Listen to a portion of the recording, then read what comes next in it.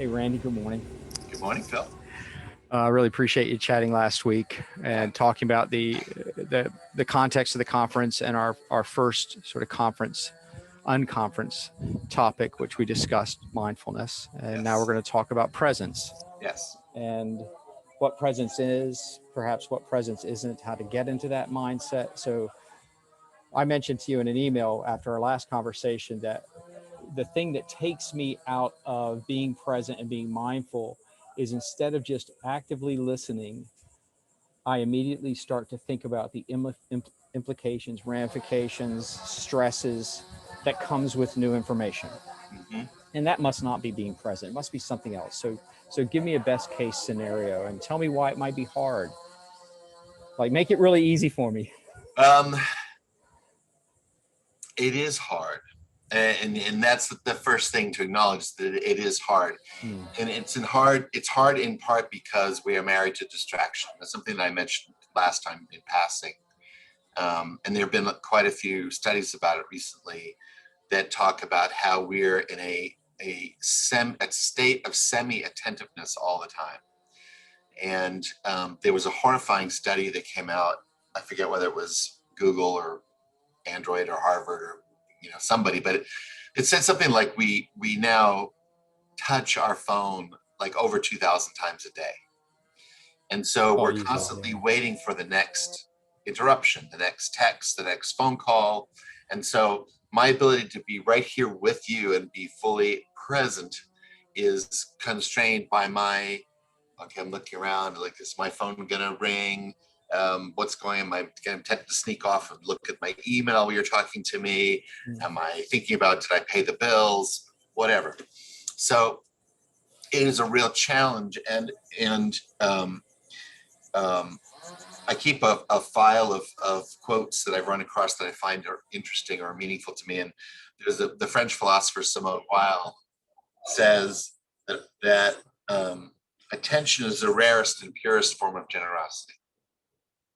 And so I think that's really true. So I want to make the link before we go too much further in talking about, last time we talked about mindfulness. So mindfulness is sort of the way of paying attention to what's happening inside and out in ourselves, right? And living in the present moment, not living in the past where there's regret or the future where there's fear. And so you can find that place by meditating, exercising, having the Phil Reed morning moment.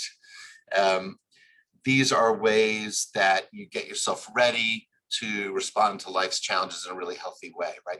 You're living the present. So there's a link into presence. If you can be mindful and you've got a hold of yourself and how you're showing up and how you're engaging, then you can bring that gift of presence to other people, right? If I'm settled, I'm calm. Now I can spend this moment with you. I'm not thinking about anything else other than what I'm reading on your face and your body language, what we're sharing, what we're talking about. And that is a very tremendous gift. And it is a way that it bridges this gap that we feel in our relationships, which sometimes we try to fill up with things, right? We're sort of taught to go out and this thing will make it more fun, and you'll be happy if you do this, or if you really, what a lot of great thinkers and philosophers and psychologists and coaches and other people are finding is that presence, true presence, where you're really connecting with another person, is the door that opens to real effective communication, which is, of course, the foundation of good leadership and good team building and good engagement with others. And so between healthy mindfulness and healthy presence, it really determines how you show up. So are you showing up in a way where buzzing the chainsaw isn't going to bother you?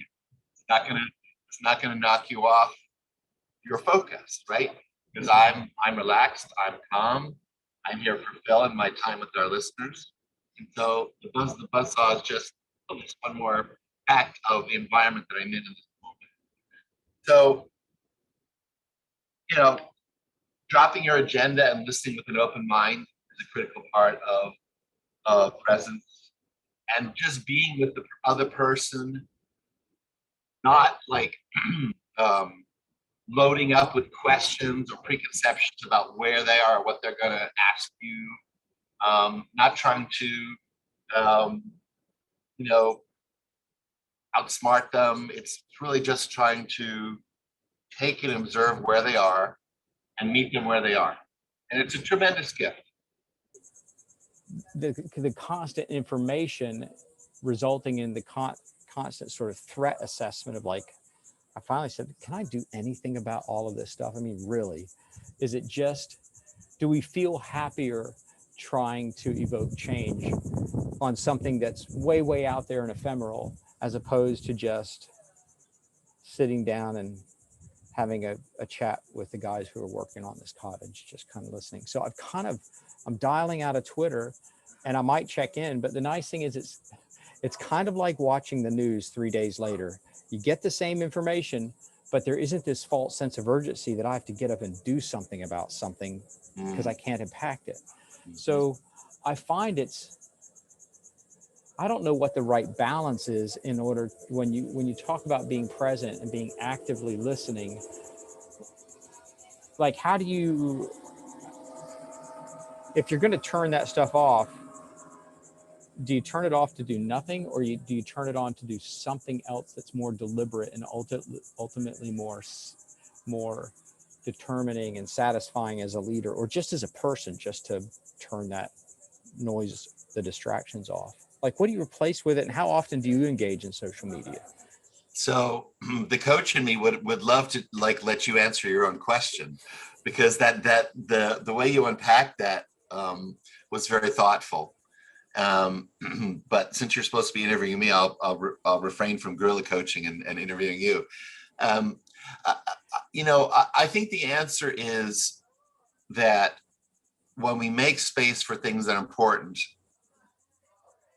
and we turn off all those distractions, we find that we are better able to fully be our best selves, be our authentic selves, and that then spills over into presence for other people, which spills over into deeper and real relationships.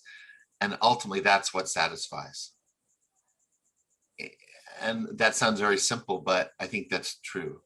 And if you're taking away I need the newest pair of sneakers, right? That we're being marketed, or happiness will comes in a $200 pair of sneakers. And if you can let go of that and fill yourself with what people really crave, which is time and attention, sincere and honest interest in each other, a relationship built on curiosity and love and caring and presence.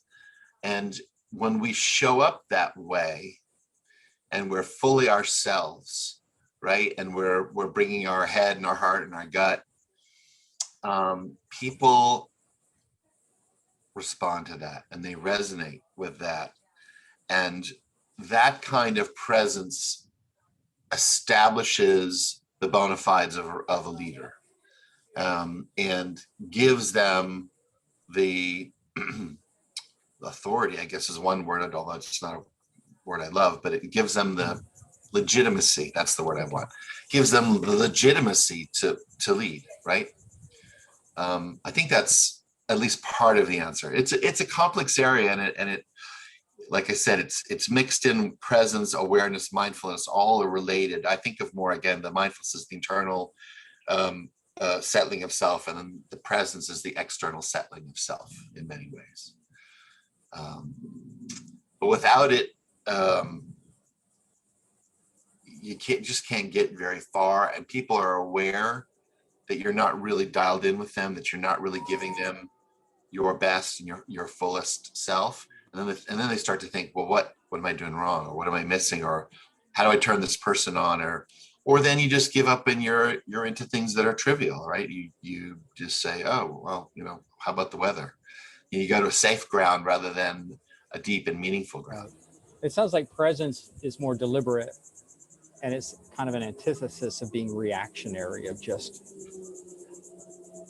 thinking, immediately evaluating something as sort of flight, or freeze, Right. fight, flight, or freeze, and being reactionary, which is just not healthy. I mean, people are more than employees. They bring in context with lots of different aspects of their lives. So unless you're present, you're really not giving them your time. Mm-hmm. You're not giving them the attention, the unspoken attention that may be needed, not just to solve the immediate challenge in the workplace, but just, it's much more than that. I completely agree with that. And a couple of things that popped in my head when you said that, fight, flight, or freeze. That's the old amygdala hijack. Mm-hmm. That's the lizard brain that like kept you from being some other creature's food, right? Which is probably not as relevant in 2021 as it was in 21. Right. but it's still there. It's still part of our biology. Right. And we can operate at a higher level of brain function than that, right? We can, and that's part of what we talked about last time. That's part of mindfulness, is centering yourself in a way that you can respond to life stresses in a healthy way, rather than I'm going to run, I'm going to punch someone in the nose, or I'm going to freeze, right? There are other choices, but those are the easiest, physical first reactions. So if you can settle and be mindful, and then that allows you to really be present, you can have that open door policy. It doesn't have to be, a 30 or 60 minute, weekly death march that your staff dreads. Yeah. It can be 2 minutes of, Phil's walking around the hallway. Hey, Phil, come on in. How you doing? No. How you really doing? Tell me something that's going good in your life. Tell me something that's not going on that we can work on. Let's spend a moment talking about something that's real. And it feels genuine. It feels genuine, doesn't it? And it takes you to a different place. And it sets you up for success. And I really believe that. Thank you, Randy. Appreciate it, buddy. Yeah, Chat in a few more days. Yeah, looking forward to it. Always good to be with you. All right. Thank you so much, buddy. Cheers. Chat again soon.